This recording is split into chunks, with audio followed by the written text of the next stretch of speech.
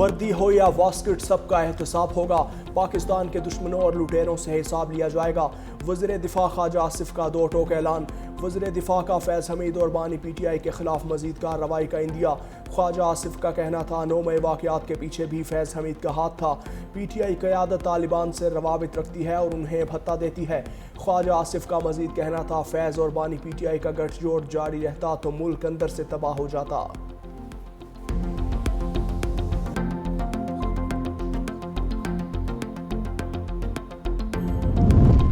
Chief of army staff اور chief of defence forces field marshal Syed Asim Munir کا گجرانوالہ اور Sialkot garrison کا دورہ۔ آئی ایس پی آر کے مطابق فیلڈ مارشل نے آپریشنل تیاریوں اور جنگی صلاحیتوں پر بریفنگ لی، فیلڈ ٹریننگ ایکسرسائز اور جدید سیمولیٹر سہولت کا مشاہدہ کیا۔ اعلیٰ پیشہ ورانہ معیار کو سراہتے ہوئے جدید جنگ میں ٹیکنالوجی بر وقت فیصلہ سازی اور صورتحال سے آگاہی پر زور دیا۔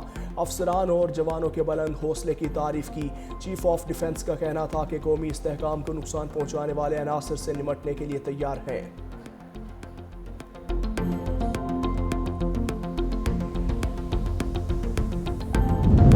پاکستان اور آئی ایم ایف کے درمیان اگلے جائزہ مذاکرات مارچ 2026 میں متوقع۔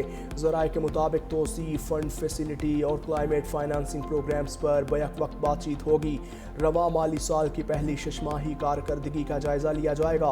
مذاکرات کی کامیابی پر توسیع، فنڈ فیسلٹی کی چوتھی اور کلائمیٹ فائنانسنگ کی دوسری قسط جاری ہونے کا امکان ہے۔ دونوں پروگرامز کے تحت پاکستان کو اب تک 3 ارب 30 کروڑ ڈالرز موصول ہو چکے۔ پاکستان اس وقت آئی ایم ایف کے ساتھ 7 ارب ڈالرز کے ای ایف ایف اور 1 ارب 40 کروڑ ڈالرز کے کلائمیٹ فائنانسنگ پروگرام میں شامل ہے۔ پاکستان میں 44% لوگ غربت کی لکیر سے نیچے زندگی گزار رہے ہیں۔ بے نظیر انکم سپورٹ پروگرام کی طرح کئی اسکیمیں ہیں لیکن غربت ختم نہیں ہو رہی۔ امیر جماعت اسلامی حافظ نعیم الرحمان کہتے ہیں ہر شعبے میں طبقاتی نظام بنتا جا رہا ہے، نوجوانوں کے پاس روزگار نہیں ہوگا تو مایوسی ہوگی۔ نوجوانوں کو آئی ٹی کورسز کروائے جائیں تو وہ کئی کام کر سکتے ہیں۔ سرکار کے نظام کو بہترین ہونا چاہیے، بدقسمتی سے ایسا نہیں ہے۔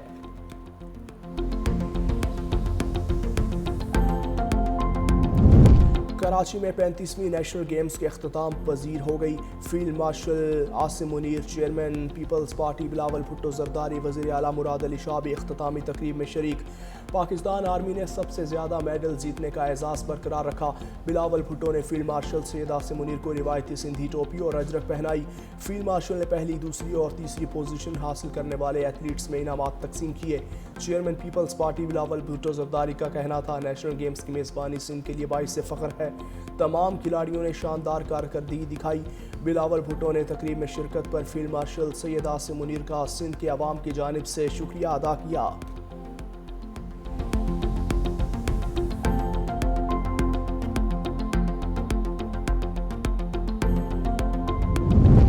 سرکاری ملازمین کے اثاثے پبلک کرنے کے لیے قانون سازی ہو چکی، معیشت چلے گی تو ملک چلے گا۔ وزیر خزانہ محمد اورنگزیب کا کہنا ہے المیہ ہے معاشی پالیسیوں میں روز تبدیلی ہوتی ہے، تنخواہ دار طبقے پر اضافی بوجھ ہے، پرائیویٹ سیکٹر کو ملک کو لیڈ کرنا ہوگا، پاسکو کو بند کر رہے ہیں، مہنگائی کی شرح کم ہوئی، حکومتی اقدامات سے حالات بہتری کی جانب گامزن ہیں۔ کراچی گوڈز ٹرانسپورٹر نے ہڑتال ختم کرنے والے گروپ سے لا تعلقی کا اعلان کر دیا، چارٹر آف ڈیمانڈ کی منظوری تک ہڑتال جاری رکھنے کا فیصلہ۔ کراچی میں گوڈز ٹرانسپورٹرز کا ہڑتال ختم کرنے والے گروپ سے لا تعلقی کا اعلان، چارٹر آف ڈیمانڈ کی منظوری تک ہڑتال جاری رکھنے کا فیصلہ۔ بعض ٹرانسپورٹرز کی حکومتی دباؤ میں ہڑتال ختم کی تردید، مقدمات اور گرفتاریوں سے ہڑتال ختم نہیں ہوگی، Nadeem Akhtar Arain, general secretary goods transporters کی موٹر ویز بند کرنے کی دھمکی۔ ہڑتال سے متعلق حتمی فیصلہ کراچی سے کیا جائے گا۔ روزگار کی تلاش میں کھلے سمندر میں جانے والے پاکستانی ماہی گیر بھارتی ظلم کا نشانہ بن گئے۔ بھارت نے سمندری حدود کی آڑ کی خلاف ورزی میں 11 پاکستانی ماہی گیروں کو گرفتار کر لیا۔ ماہی گیروں کا تعلق کراچی کے علاقے ابراہیم حیدری کے ایک ہی خاندان سے ہے۔ گرفتار ماہی گیروں میں 2 بچے بھی شامل ہیں۔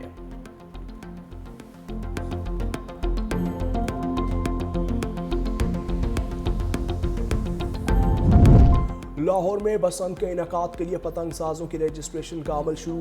ضلعی انتظامیہ نے رجسٹریشن فیس کی تفصیلات جاری کر دیں۔ ڈور اور پتنگیں بنانے والے مینوفیکچررز اور فروخت کرنے والے ٹریڈرز دکانداروں کے لیے فیس 1000 روپے مقرر۔ کائٹ فلائنگ ایسوسی ایشن کی رجسٹریشن فیس 5000 روپے رکھی گئی ہے۔ پتنگ سازوں اور ڈور بنانے والوں کے لیے فارم اے، جبکہ کائٹ فلائنگ ایسوسی ایشن کی رجسٹریشن کے لیے فارم سی استعمال ہوگا۔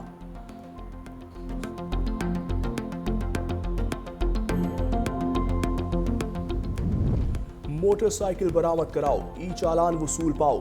گجرانوالہ میں شہری نے ای چالان ادا کرنے کے لیے شرط رکھ دی، کہتا ہے 13 سال قبل دوران ڈکیتی موٹر سائیکل چھینی گئی، پولیس برآمد نہ کروا سکی۔ اگر پولیس میری موٹر سائیکل برآمد کروا دیتی ہے تو میں ای چالان ادا کر دوں گا۔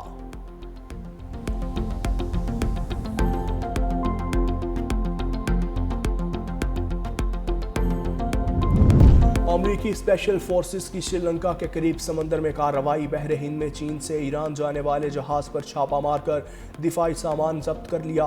امریکی اخبار کی رپورٹ کے مطابق دفاعی سامان میں ایران کے روایتی ہتھیاروں کے پرزے شامل تھے۔ رپورٹ میں بتایا گیا کہ ایران جانے والے دفاعی سامان کو موقع پر تباہ کیا گیا۔ ضبط کیے گئے سامان کی نوعیت اور مقدار کے بارے میں فوری طور پر مزید تفصیلات جاری نہیں کی گئیں۔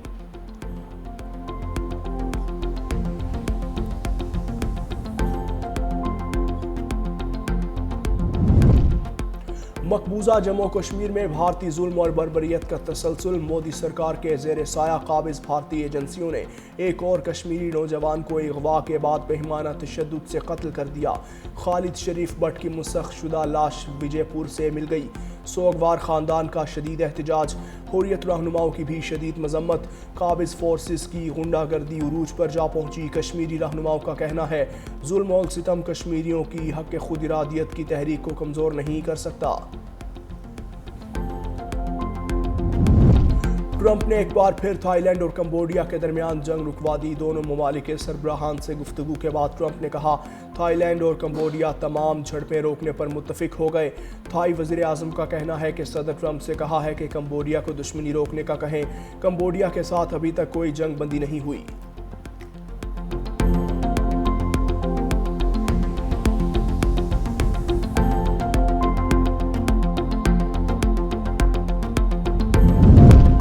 اسرائیل نے پرائمری اسکولوں میں موبائل فون پر پابندی عائد کر دی۔ وزارت تعلیم کا کہنا ہے پابندی کا یہ فیصلہ بچوں پر اسمارٹ فونز کے بڑھتے ہوئے منفی اثرات کو مد نظر رکھتے ہوئے کیا گیا۔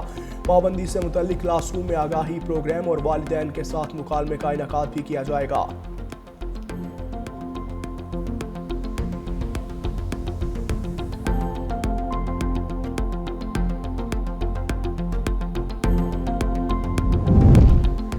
یورپی یونین کا روسی اثاثے غیر معینہ مدت کے لیے منجمد کرنے کا فیصلہ۔ سربراہ EU خارجہ امور کا کلاس کا کہنا ہے کہ 210 ارب یورو تک روسی فنڈز یورپی یونین کی حدود میں رہیں گے۔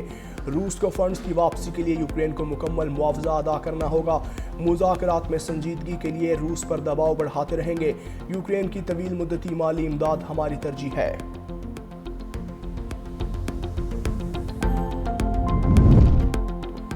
امریکی ریاست واشنگٹن ڈی سی کے شہر سنوہومش میں سیلاب نے تباہی مچا دی۔ سڑکوں پر کئی فٹ پانی کھڑا، معمولات زندگی بری طرح متاثر۔